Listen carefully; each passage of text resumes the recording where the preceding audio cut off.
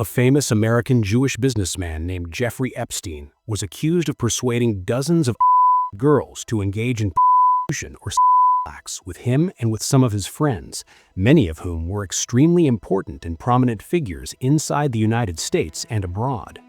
According to testimonies from some of his victims, Epstein, who facilitated this criminal activity for himself and his friends inside his various homes, had planted hidden cameras that specifically monitored bedrooms and bathrooms. When the man was exposed and the police arrested him, they indeed found hidden cameras and recorded materials documenting his criminal activity. This story shook the United States and dominated American public opinion for years, not because the crime itself was shocking or unprecedented, but because Jeffrey Epstein himself was one of the most suspicious individuals one could ever hear about. His entire life was a mystery, his wealth worth hundreds of millions of dollars. No one knew where it came from. His friendships with very important figures, including 2 U.S. presidents. No one knew how this man became close to people of such stature or how far those relationships went. But the biggest mystery of all was his case itself. Everything surrounding it was deeply suspicious. The issue that has occupied American public opinion the most in recent days and weeks is the so-called client list of Jeffrey Epstein. The list that supposedly contains the names of Epstein's associates for whom he facilitated with girls of 18. During his most recent election campaign, U.S. President Donald Trump promised Americans that if he won the election and entered the White House, he would immediately release the client list. Many of his supporters in the MAGA movement were convinced that it included the names of key figures within the state, and that these figures, according to them, were the ones who prevented the relevant authorities from publishing Epstein's files and making them public. However, after Trump won and his allies took leadership positions in the FBI, the Department of Justice, and the Attorney General's office, positions that allowed them access to Epstein's files, Trump backtracked on his promise. His administration said they would not publish the files, that there was no such thing as a client list, and that no one should talk about the matter again. This reversal only increased American suspicions. People felt that there was something major in Epstein's files that the Trump administration was deliberately hiding. This opened the door to widespread speculation and conspiracy theories among Trump supporters, among them the claim that Jeffrey Epstein was an agent for the entrapping prominent American figures and blackmailing them on his behalf. What further fueled these suspicions was the strong relationship between Epstein and former Israeli Prime Minister Ehud Barak. The controversy in America surrounding the Epstein files has nearly spiraled out of control, to the point that Trump has begun attacking his own supporters for demanding the release of the files. The story intensified further after a well-known American newspaper published a few days ago the contents of an explicit letter Trump allegedly sent to Epstein for his birthday. So, what is the story of Epstein that turned America upside down? What was his relationship with Trump and other prominent American figures? And why are there serious suspicions surrounding his relationship with Israel? These are some of the topics we'll discuss together in today's episode. In November 2004, a U.S. bankruptcy court held a public auction to sell the Maison de l'Amitié mansion after its owner, American businessman Abraham Gutton, went bankrupt. Among all the bidders competing for the luxurious palace were 2 friends, Jeffrey Epstein and Donald Trump. Epstein started the bidding at $37.25 million before withdrawing in favor of Trump, who was determined to acquire the mansion at any cost. Trump continued raising the bid until he bought it for $41.35 million. This auction caused tension between the 2 men and eventually led to the end of a friendship that had lasted more than 15 years. Let me tell you how that friendship began. In January 1953, Jeffrey Epstein was born to a middle-class family. His father was a groundskeeper and gardener for the New York Parks Department, and his mother was a homemaker. He attended Grover Cleveland High School in Brooklyn and graduated in 1969. He later enrolled at Cooper Union, then transferred in 1971 to the Courant Institute of Mathematical Sciences at NYU. Epstein never graduated and never earned a degree in mathematics despite spending 3 years there. Nevertheless, he managed to get a job teaching physics and math at a private school called the Dalton School in Manhattan. He worked there until he was fired after the 1975-1976 academic year due to poor teaching skills. Fortunately for him, one of the student's parents recommended him to Alan Greenberg, then CEO of Bear Stearns. After 4 years at the firm, Epstein became a limited partner in 1980. In 1981, he left to work for himself. From that moment on, Epstein's financial and professional path became mysterious. No one knew what he actually did, where his money came from, or how he made it. After several failed ventures, Epstein founded a company in 1988 called J. Epstein & Company, supposedly a financial consulting firm, managing wealth for clients with fortunes exceeding $1 billion. Keep in mind, this was a man with no college degree, no background in finance, and a former fired math teacher. Epstein's main client for 20 years was American Jewish billionaire Les Wexner, owner of L Brands and the Victoria's Secret brand. Through a mutual friend, Robert Meister, Epstein met Wexner in the late 1980s under unclear circumstances. Wexner embraced Epstein and gave him extensive authority over his finances, charities, and even his personal life. Many around Wexner were astonished by the level of trust he placed in Epstein, whose financial expertise was weak and whose career path was unknown. In July 1991, Wexner signed a 3-page power of attorney document granting Epstein the authority to hire employees, sign checks, buy and sell property, and borrow money from banks. Epstein could act on Wexner's behalf in nearly everything. Over the next 16 years, Epstein controlled assets that had previously belonged personally to Wexner or his companies: cash, real estate, a New York mansion, a Boeing 727, and more. Epstein presented himself to young women as a talent scout for Victoria's Secret. Many girls dreamed of becoming models for such a famous brand. Epstein exploited this connection to deceive and assault them. Wexner not only knew about Epstein's deviant behavior, but also protected him. Around the same time Epstein met Wexner, he also met New York real estate investor Donald Trump. They likely met in the late 1980s, and their relationship quickly grew, especially after Epstein bought a Palm Beach property in 1990, just 2 miles from Trump's Mar-a-Lago resort.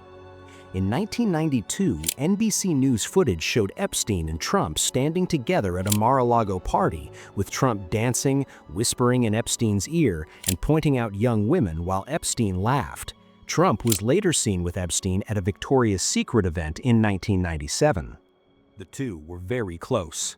Trump frequently flew on Epstein's Boeing 727 in the 1990s, the same period when Epstein was most actively girls. In a 2002 interview with New York Magazine, Trump said, "I've known Jeff for 15 years. He's a terrific guy. People say he likes beautiful women as much as I do, and many of them are on the younger side."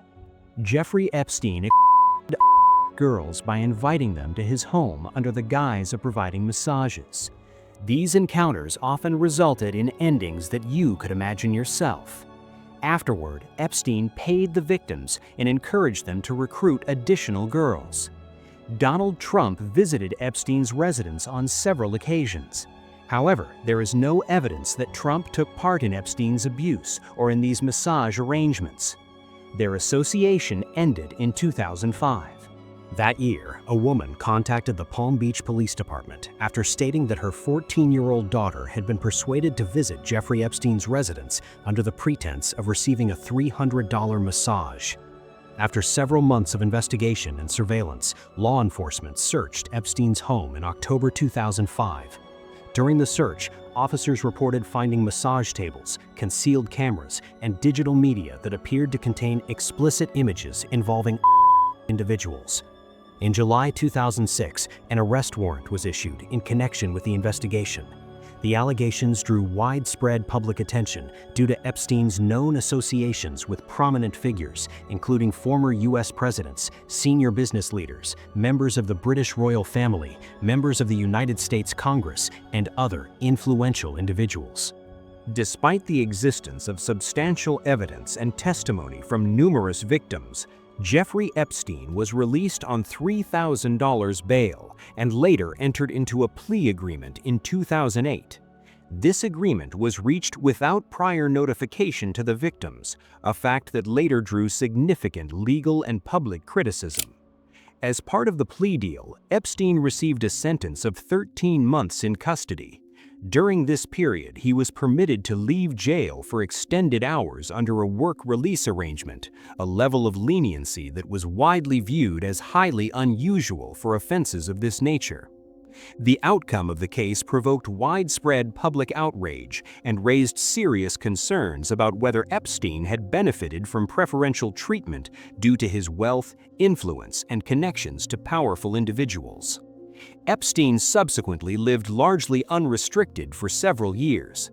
In November 2018, investigative reporting by the Miami Herald brought renewed attention to the case, publishing detailed findings that highlighted significant procedural irregularities surrounding the 2008 plea agreement. These revelations prompted renewed scrutiny at the federal level and ultimately contributed to the resignation of Labor Secretary Alex Acosta during President Donald Trump's first administration. In July 2019, Jeffrey Epstein was arrested once again on federal charges related to sex trafficking. He was denied bail and held in custody pending trial. 1 month later, on August 10, 2019, before legal proceedings could take place, Epstein was found deceased in his cell at the Metropolitan Correctional Center in New York City. The United States Department of Justice later announced that his death had been ruled a suicide. Nevertheless, public reaction was marked by widespread skepticism. Observers pointed to a number of reported irregularities, including malfunctioning surveillance cameras, lapses in guard supervision, and the fact that Epstein was reportedly left alone in his cell. With his death, Epstein was buried, and many questions surrounding his activities and associations remained unanswered. As a result, a significant number of Americans continue to believe that important details related to the case have not been fully disclosed by authorities. According to a public opinion survey conducted in July by Reuters and Ipsos, approximately 69% of respondents indicated that they believe the federal government has not fully disclosed all available information related to Jeffrey Epstein's associates and activities. The findings reflect a broader climate of public distrust surrounding the handling of the case and its aftermath. Within the political sphere, the ongoing debate surrounding the Epstein files has emerged as a notable challenge during President Donald Trump's second term. Persistent demands for transparency, including calls for the release of additional documents, have continued to draw public and media attention. In response, President Trump publicly criticized some of his own supporters who pressed for further disclosures, characterizing their actions as unproductive and misguided. The controversy intensified following reporting by The Wall Street Journal, which described an alleged birthday letter said to have been sent by Trump to Epstein in 2003. President Trump firmly denied the authenticity of the letter, rejected any association with its contents, and accused media leadership of publishing false information. He also stated that he intended to pursue legal actions seeking substantial financial damages. At the same time, renewed discussion emerged regarding past allegations that Epstein may have had connections to foreign intelligence services, including claims involving Israel. These assertions were publicly addressed and unequivocally rejected by former Israeli Prime Minister Naftali Bennett, who stated that Epstein had no affiliation with Israeli intelligence and that such claims were unfounded. Despite these denials, the persistence of public debate underscores the extent to which unresolved questions, limited transparency, and competing narratives have continued to shape public perceptions of the Epstein case years after his death. Nevertheless, questions and speculation have continued to circulate, in part due to Jeffrey Epstein's documented social and professional interactions with a number of Israeli political figures, most notably former Prime Minister Ehud Barak. Additional attention has focused on Epstein's longtime associate, Ghislaine Maxwell, whose family background has previously been the subject of public reporting and debate. Ghislaine Maxwell, who was convicted in the United States on federal sex trafficking charges and sentenced to 20 years in prison, is widely regarded as having possessed extensive knowledge of Epstein's operations, associations, and personal affairs. In the years following Epstein's death, the Department of Justice has acknowledged contacting Maxwell regarding potential cooperation, while members of the United States Congress have pursued legal efforts to compel her testimony through subpoena. Public discussion has also been influenced by statements from members of Maxwell's family, some of whom have expressed the view that Epstein did not die by suicide. These claims, however, remain personal opinions and have not been substantiated by official findings. Taken together, these unresolved issues, competing interpretations, and continuing investigations have ensured that the Epstein case remains a subject of ongoing public interest and debate. As a result, the broader story surrounding Jeffrey Epstein, his network, and the handling of his case is widely viewed as unfinished. And this brings us to today's questions. Is it plausible that God uses sexual blackmail against powerful figures abroad? And was Elon Musk truthful when he claimed Trump's name appears in Epstein's files, or was it just political retaliation? Share your thoughts in the comments. If you enjoyed the episode, subscribe to the channel, and we'll see you soon, God willing.